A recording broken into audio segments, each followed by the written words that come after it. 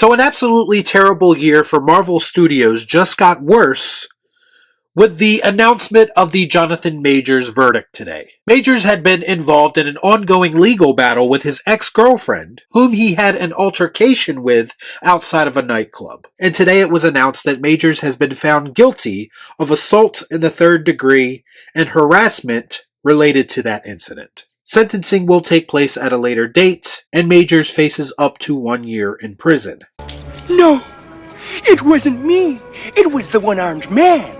Now, I'm not going to sit here and speak on the validity of that verdict, because frankly, this is not the place for that. There's plenty of other channels you could watch that will spin the narratives on that subject. And plus, when it comes right down to it, I just don't know enough about the subject to comment on it. I haven't followed the case at all because I simply do not care. What I can address is what this means as it pertains to Jonathan Majors' career, Marvel Studios' upcoming plans, and the future of Kang on screen.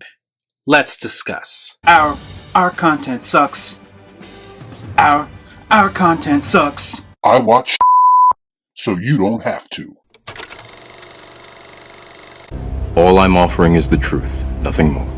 So earlier this year, the entertainment world was abuzz leading up to the release of Ant-Man and the Wasp: Quantumania. And not because of the movie itself, because anyone with a shred of standards could see that that movie was going to be yet another modern MCU dumpster fire. And make no mistake about it, it most certainly was.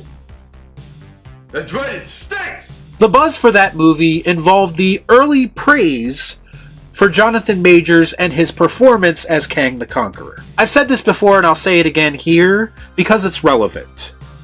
The early buzz around this movie felt very studio manufactured. It felt like Disney and Marvel sent out their shills and their social media bots to try to drum up hype for a movie that had none. And the one thing that these drones focused on in their coverage of this film was Jonathan Majors' performance. Because if they could somehow build hype around the character of Kang and get people interested in him, in their mind, that would mean good things for the future of their multiverse saga moving forward. It was no secret that Marvel desperately wanted Kang to be regarded as the next Thanos, and they thought his inclusion in this film would be enough to get people to want to see Quantumania. Just when I think you couldn't possibly be any dumber.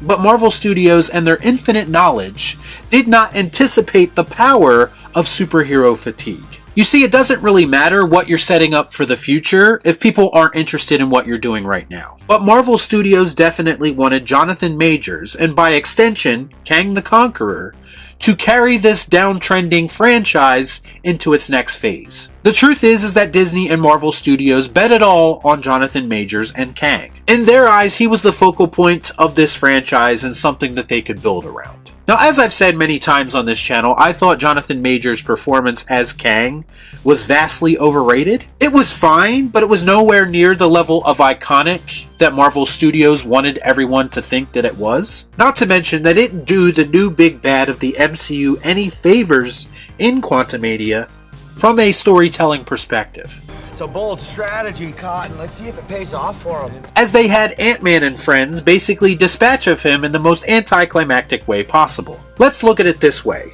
Now that Kang isn't returning, his canon defeat came at the hands of Ant-Man and a group of ants. If that doesn't sum up Marvel's tendency to waste potentially great characters, then I don't know what does. There was another thing that Marvel Studios didn't account for when it came to them orchestrating this Jonathan Majors love fest. And that was external factors like this legal case. That's something that no one can prepare for. But it is a risk you take as a business, as a company, as a production studio, when you place all of your eggs in one basket. So in that aspect, I think we could chalk this up as another fail from Marvel Studios. But let's be honest, a lot of us are used to seeing them fail at this point. I mean, their downfall this year alone has been legendary. Game over, man. It's game over. As for what all of this means for the future, as far as Jonathan Majors goes and his career, I seriously doubt that his career as an actor is over.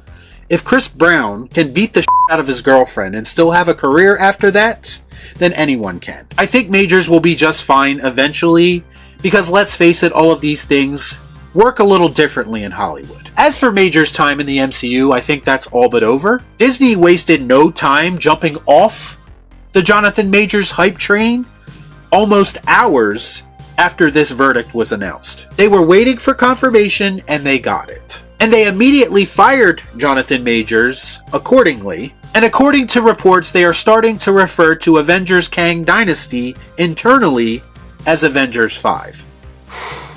Boy, that escalated quickly. The belief is that Avengers 5 will be reworked into Secret Wars Part 1, with Avengers 6 eventually being Secret Wars Part 2. And here's an aspect to this that I think a lot of people aren't thinking about. In a lot of ways, I think Disney is breathing a sigh of relief right now, because if you take into account the lack of response to the character of Kang, now they have a reason to not follow through with that story. And now they can focus on Secret Wars, which will undoubtedly be nothing short of cameo porn. And that means Marvel Studios is firmly back in their comfort zone. Ladies and gentlemen, here's a question, and it's something that a lot of people online have brought up, but Marvel Studios doesn't seem to want to go in this direction. But the suggestion has come up numerous times to recast the role. They did it for War Machine, they did it for the Hulk, so why not do it for Kang as well? That makes sense.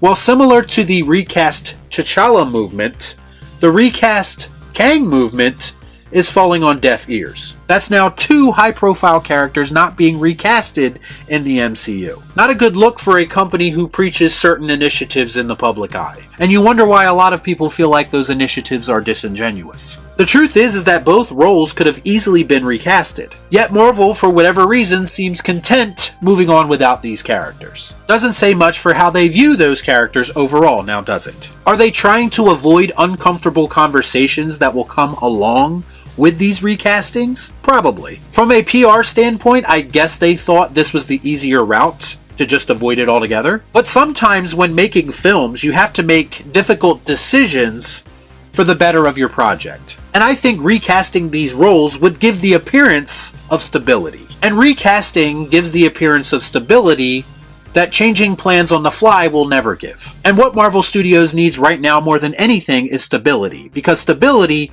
might actually lead to them creating quality projects again. As unlikely as it is, a little bit of structure would make it possible.